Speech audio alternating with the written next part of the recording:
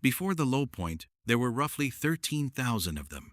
That number comes from parish and colonial records, cross-referenced by geneticists studying the population's founder history.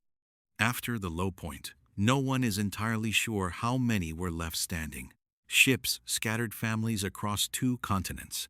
Some families never found each other again.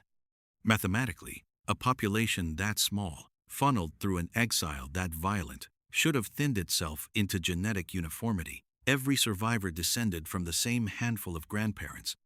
Every bloodline narrowing toward a single shared ancestor. That is what the math predicts. That is not entirely what the DNA shows. The people in question are the Cajuns of Louisiana, and for generations the story told about them has been clean and mostly true. It begins in the early 1600s, when French colonists, Catholic, rural, farming families, settled a stretch of marshland on the Atlantic coast of what is now Nova Scotia and New Brunswick. They called it Acadia. They built dikes to reclaim the tidal flats for farmland, wore wooden sabots to work the wet ground, and over roughly a century and a half grew from a handful of founding families into a distinct, self-sustaining community. Geneticists studying the population's founder history estimate the group began with somewhere around 50 French families settling before 1650, and had grown to approximately 13,000 people by the time disaster arrived in 1755. That disaster was the Grand Dérangement, the British deportation of the Acadian population. Families loaded onto ships and scattered across the colonies, some eventually finding their way, after further displacement through France and the Caribbean, to Spanish Louisiana. There, in the bayous and prairies of the Gulf South, Acadians softened into Cajun, and a new culture, its language, its food, its music, took root. It is a clean story. A story of survival, of a people who lost everything and rebuilt anyway. It is also, largely, the story genetic researchers confirm when they look at the population's founder structure. But there is a detail in that founder story that the clean version glides past without quite explaining, and it has to do with what actually happened on that marshland in those 150 years before the ships ever came. Here is where it gets complicated. When geneticists and genealogists began tracing direct maternal lines, mother to daughter, going back centuries through documented Acadian families, they didn't always find what the founding story predicted. Mitochondrial DNA passes down almost unchanged from mother to child, generation after generation, which makes it something like a surname passed down not in writing, but in the body itself, unbroken, unless something interrupts the line. In several well-documented Acadian genealogies, something did. Researchers working with the Acadian Amerindian Ancestry Project have traced a specific maternal haplogroup, a genetic marker known as X2b4, through the confirmed descendants of Radegond Lambert, an Acadian woman born in the 1620s in Nova Scotia and documented in colonial records, marrying a French settler named Jean Blanchard, X2b4, and a related marker called A2f1a are not French markers. They are markers found almost exclusively in indigenous populations of the Americas. That finding comes from genetic genealogists working directly with descendant DNA. Not yet. From a formal peer-reviewed population study, researchers are careful to frame this as a documented pattern rather than a settled scientific consensus. And the broader academic literature on Acadian populations has focused less on this specific question and more on confirming something adjacent to it, that Acadians, as a population, show unusually low genetic diversity and clear differentiation from other European-descended groups in North America, the signature of a population that went through a severe genetic bottleneck. A finding built for isolation, not for mixture. And yet the mixture is there, sitting quietly inside genealogies that were never supposed to contain it.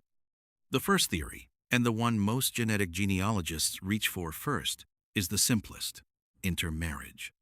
For roughly a century and a half, French Acadian settlers and the Mi'kmaq people who already inhabited that coastline, lived, worked, and in some cases intermarried across the same stretch of land, long before the deportation scattered either group.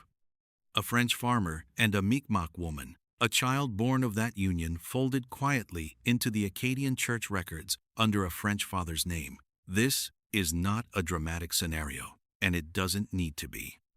It fits the timeline. It fits the geography. It explains, cleanly, how a maternal indigenous marker could travel forward inside a genealogy that looks, on paper, entirely French. What it doesn't explain is why that fact was never part of the story Acadians told about themselves.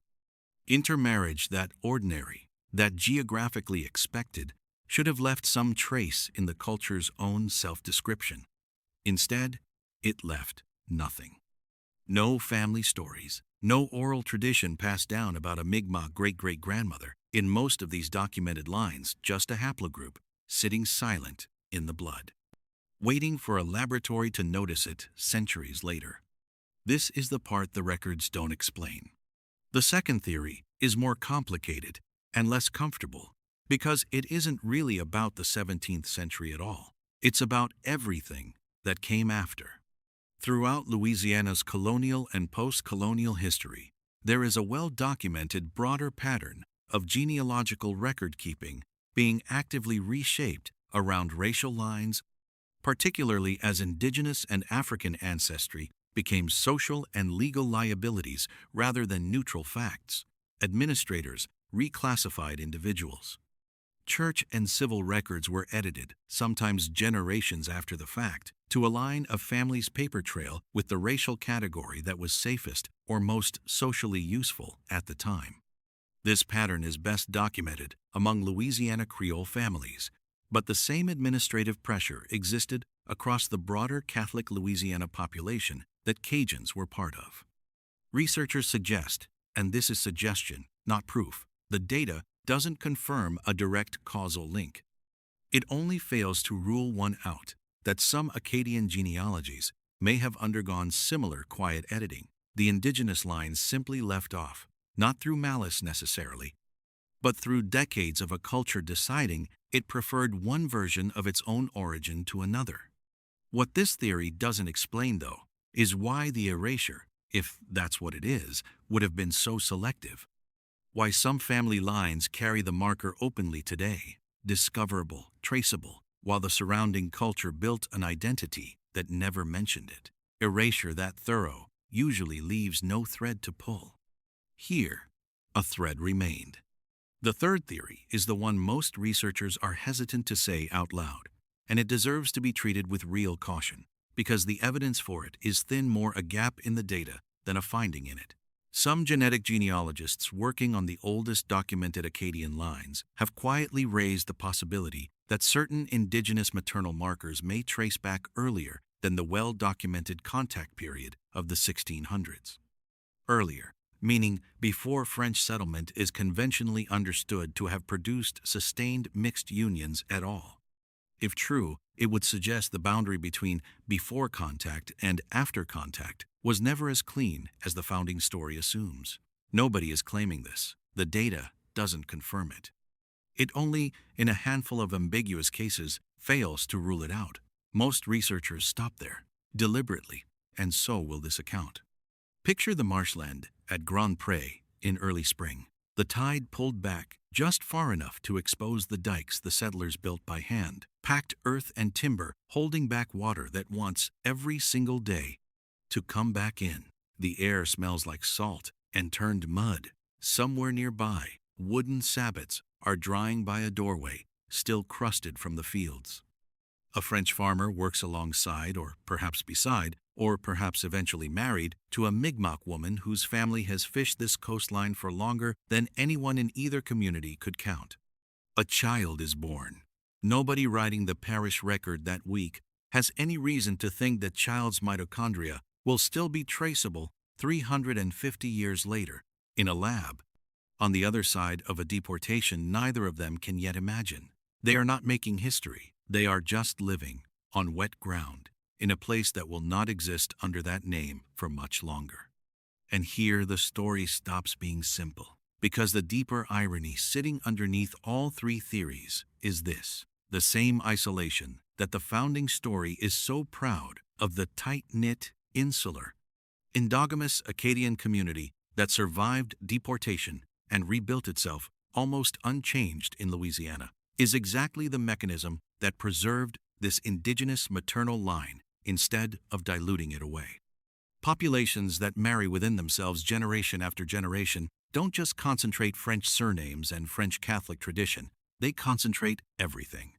The same founder bottleneck responsible for elevated rates of Usher syndrome, Friedreich's ataxia, Tay-Sachs, and Fanconi syndrome among Acadian descendants, genetic disorders now documented and screened for specifically because this population stayed this closed for this long, is the identical mechanism that kept a Mi'kmaq woman's mitochondrial signature intact and traceable, instead of averaging out into the wider gene pool over 3 centuries.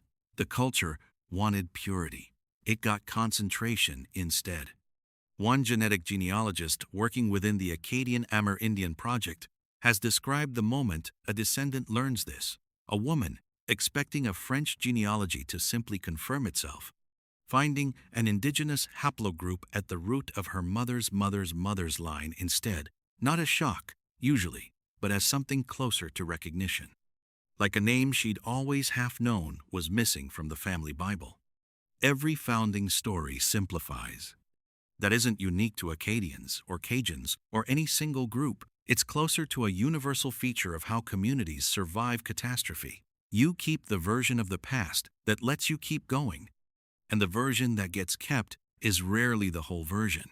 What DNA does when it resurfaces a line like this one isn't to hand back a corrected origin story to replace the old one. It hands back a contradiction the old story can't quite absorb, and leaves the absorbing to the people living now.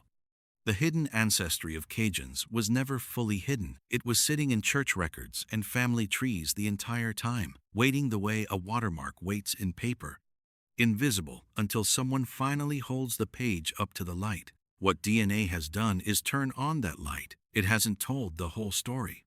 It's only shown that the story everyone thought was finished still has pages no one has read.